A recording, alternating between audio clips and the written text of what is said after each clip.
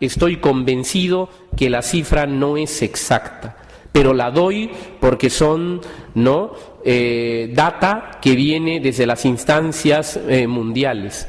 Por otra parte, tenemos que ubicarnos en que la gran mayoría de personas con discapacidad, sobre todo en los países en desarrollo, no tienen atención de salud, de rehabilitación, de habilitación. Y que el empleo de las personas con discapacidad es complejo y que la accesibilidad de hecho existe. ¿Cómo no reconocer que en Buenos Aires, en las ciudades importantes de Argentina, ya existe la rampa? Pero cuando vamos a las instituciones públicas del Perú o de cualquier otro país y de aquellas instituciones privadas que dan servicios públicos, nos vamos a encontrar que el restaurante, que el cine, que cualquier actividad humana de carácter público aún encuentra esas barreras enormes de carácter arquitectónico y que tenemos que derrotar. Esa es la realidad, ese es el panorama, con el añadido de que existen 6 formas de excluir a las personas con discapacidad y que es importante revisar. El primero, la exclusión por eliminación. Es decir, nos contaba la historia griega de Esparta, que a los niños con discapacidad se los tiraba del monte Taigeto. Ese Taigeto espartano hoy se ha convertido en el Taigeto del aborto, por ejemplo. Y no hacemos juicios de valor, no queremos aquí definirnos desde una tendencia ni política ni religiosa. Sin embargo, es claro que los niños antes de nacer con discapacidad son eliminados porque tienen malformaciones o porque el profesional, el familiar, el amigo le dice a la madre gestante: tienes que perder a ese hijo. Entonces se elimina, claro que se elimina, y más aún hoy que antes. El segundo elemento de la exclusión es el abandono moral, material, emocional, afectivo, económico, político, psicológico por parte de la familia, de la sociedad y del Estado hacia las personas con discapacidad. Por ejemplo, en una zona rural, cuando nace un niño con discapacidad, la familia culturalmente va a privilegiar al que no tiene discapacidad porque comprende que él va a ayudar en la labor agrícola, en las tareas domésticas, y de proporcionarle a la familia las necesidades básicas. Entonces es un tema cultural de abandono hacia la persona con discapacidad. Por otra parte, la exclusión a través de la segregación. Somos sociedades, incluso mundiales, que segregamos por razones étnicas, por razones de discapacidad, de edad, de género, etcétera, etcétera. Separamos. No creemos que son diferentes a nosotros. Incluso entre las propias personas con discapacidad segregamos por esas razones de género y de etnia. La cuarta forma de exclusión es la discriminación, que no es lo mismo que segregar.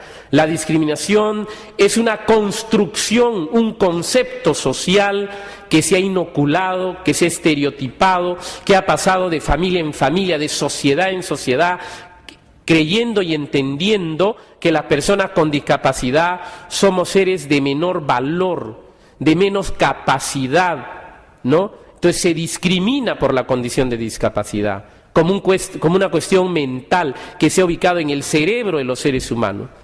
La quinta forma de exclusión es la de la marginación como concepto económico, que no es igual a segregar y que tampoco se asemeja a la discriminación, que es cultural.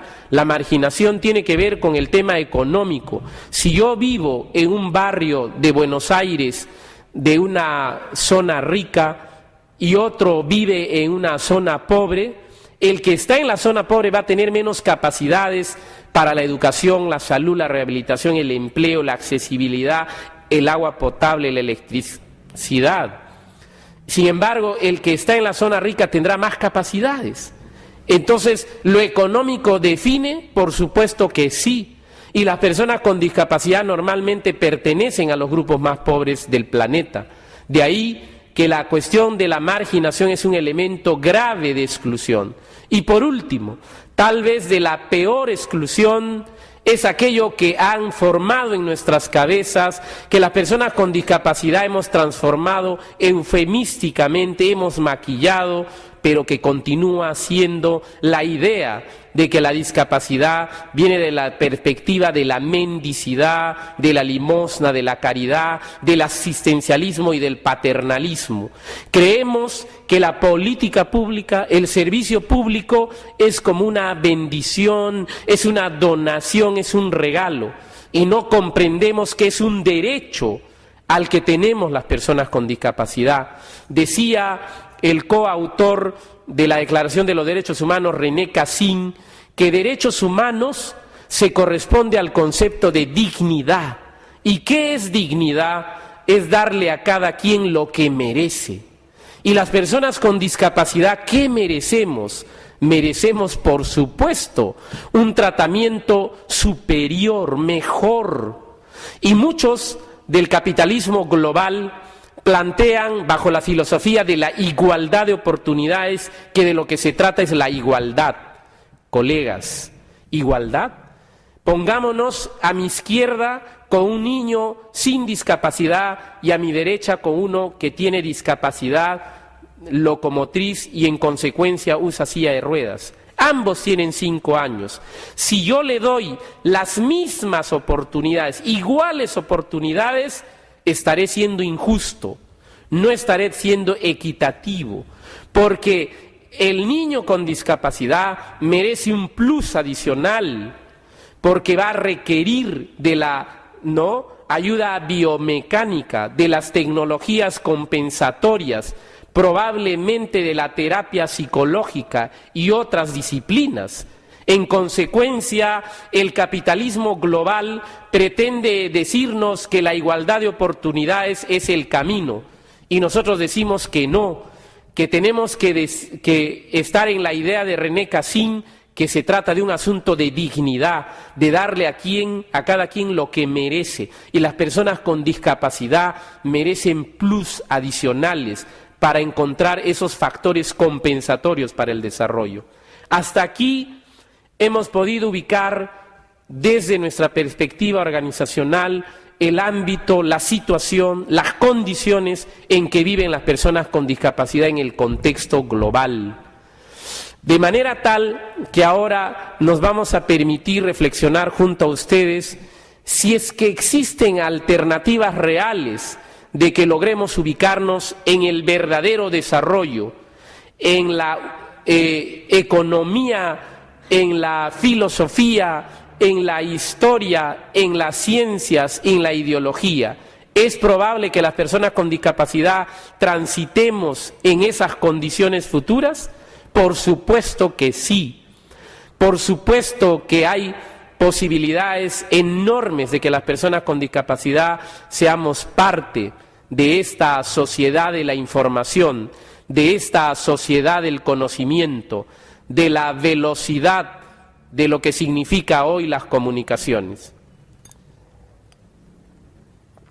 Y aquí podríamos decir lo siguiente: el planteamiento nuestro es que tenemos que ubicarnos en elementos concretos del desarrollo. El primero es el del capital humano. ¿En qué medida las personas con discapacidad tenemos que ir ubicándonos en todo lo que concierne la transferencia de información y conocimiento?